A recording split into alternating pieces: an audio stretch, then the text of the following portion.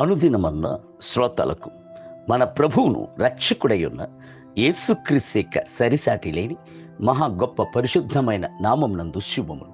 నేడు 2024 సంవత్సరము మే మాసము 18వ తారీఖు శనివారం నాటి ధ్యానాంశము 5వ దినము. ఆదికాండము 1వ అధ్యాయము 20వ వచనమందు జీవము కలిగి చలించు వాటిని జలములు సమృద్ధిగా పుట్టించునుగాకనియు పక్షులు భూమిపైని ఆకాశ విశాలములో ఎగురునుగాకనియు పలికెను. సృష్టి యొక్క 5వ దినమునందు ప్రభువు వివిధ రకములైన జీవరాశులను, పక్షులను, చేపలను సృష్టించెను. ప్రతి ఒక్కటి ఒక్కొక్క విధమైనది. బహు చక్కనైన మధురమైన సృష్టములు. పెద్ద గ్రద్ద మొదలుకొని చిన్న తేనెటీగ వరకును సమస్తమును ప్రభు బహు రమ్యముగా సృష్టించెను. ఆకాశ పక్షులను గమనించి చూడుడి అని చెప్పెను యేసు. అవి చింతించుటలేదు, రేపటి దినమునకు ఏమి చేసేదమో అని తలంచుటలేదు. ప్రభువును ఆనుకుని సంతోషముతో పాడి తిరుగుచున్నాయి. అవి విత్తుటలేదు, కొయ్యటలేదు, కొట్టలో కూర్చుకొంటను లేదు. మత్తయి సువార్త 6వ అధ్యాయము 26వ వచనం. అదే విధముగా మీరును ప్రభువును పరిపూర్ణముగా ఆనుకొని ఉందురుగాక.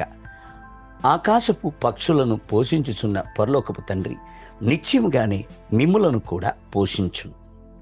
మీరు అనేకమైన పిచ్చుకల కంటే శ్రేష్ఠులు కారా అని యేసు అడిగాను. 5 పిచ్చుకలు 2 కాసులకు అమ్మబడుచున్నది కదా. అయినను వాటిలో ఒక్కటైనను దేవుని ఎదుట మరువబడదు. లూకాసు వార్త 12వ అధ్యాయం 6వ వచనం.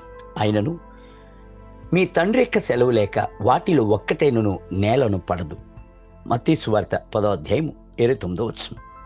ఇట్టి చిన్ని పిచ్చుకలపై ప్రభునకు అంతటి ప్రేమయు అక్కరియు ఉండినట్లయితే దేవుని పోలిక చొప్పునను దేవుని స్వారూప్యము చొప్పునను సృష్టింపబడి ఉన్న మీపై ప్రభు ఎంత అత్యధికమైన అక్కర గలవాడై ఉండును.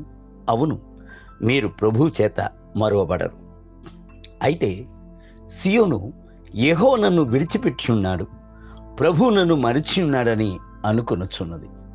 స్త్రీ తన గర్భమున పుట్టిన బిడ్డను కరుణింపకుండా తన చంటి పిల్లను మరచున వారైను మరచుదురు గాని నేను నిన్ను మరువను. చూడుము, నా అరచేతుల మీదనే నిన్ను చెక్కుకుని ఉన్నాను, నీ ప్రాకారములు నిత్యము నా ఎదుట ఉన్నవి అని ప్రభువు చెప్పుచున్నాడు. యెషయా గ్రంథం 49వ అధ్యాయము 14 మొదలుకొని 16 వచనాలు. వానకోవిలను చూడుడి. దావీదు సెలవిచ్చుచున్నాడు, సైన్యములకు అధిపతియగు యెహోవా, దేవా, నా రాజా, నా దేవా, నీ బలిపీఠమునొద్దనే పిచ్చుకలకు నివాసం దొరికెను. పిల్లలు పెట్టుటకు వానకోవిలకు గూటి స్థలము దొరికెను. 84వ కీర్తన 3వ వచనం. పిచ్చుకలు ఆలయం నందు ప్రభువును పాడి స్తుతించుటను దావీదు చూచినప్పుడు ఈ పిచ్చుకలు ప్రభు యొక్క ఆలయమును ఇంతగా ప్రేమించినట్లయితే నేను ఆయన యొక్క ఆలయ ప్రాకారములను ఎంతగా ప్రేమింపవలెను అని తలంచింది. యెహోవా మందిరముకు వెళ్ళెదము అని జనులు నాతో అనినప్పుడు నేను సంతోషించుతిని. 122వ కీర్తన 1వ వచనం. దేవుని బిడ్డలారా, భక్తిహీనుల గుడారం నందు నివాసం ఉండుట కంటే నా దేవుని యొక్క ఆలయం నందు గల ప్రాకారం నందు కనిపెట్టుకుని ఉండుటయే ఏర్పరచుకొందును అని తీర్మానించెదరా. 84వ కీర్తన 10వ వచనం.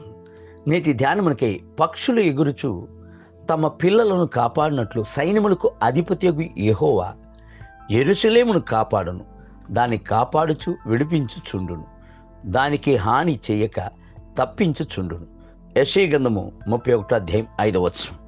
నేటి వేద పఠనము ఉదయము మొదటి దినవృత్తాంత గ్రంథములు 4, 5 మరియు 6 అధ్యాయములు. సాయంత్రము యోహాను సువార్త 6వ అధ్యాయం 1 మొదలుకొని 21 వచనములు. ప్రభు మిమ్మలను దీవించునుగాక. ఆమేన్.